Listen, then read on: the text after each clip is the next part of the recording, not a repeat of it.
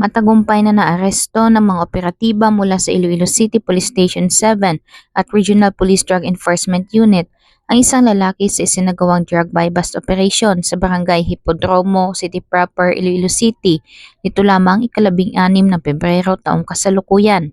Ayon kay Police Captain Michael Tuburan, Officer in Charge ng Iloilo City Police Station 7, kinilalang arestado na si alias Boy, 37 taong gulang. Sa operasyon, nakuha sa suspect ang 11 heat-sealed na transparent plastic sachet na naglalaman ng hinihinalang shabu, pati na rin ang buy-bust item at ang 3,500 pesos na ginamit bilang buy-bust money.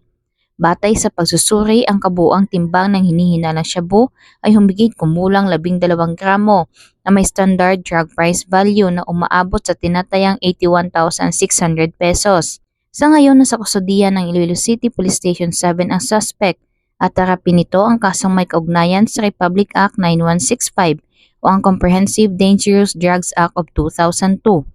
Patuloy ang mga otoridad sa kanilang mga operasyon upang masugpo ang iligal na droga sa kanilang nasasakupan.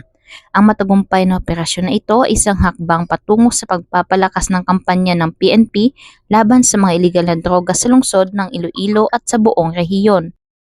Mula dito sa Police Regional Office 6, ako ang inyong PNN Correspondent, Patrolwoman Glidel Astrologo, alagad ng batas, tagataguyod ng Balitang Pulis.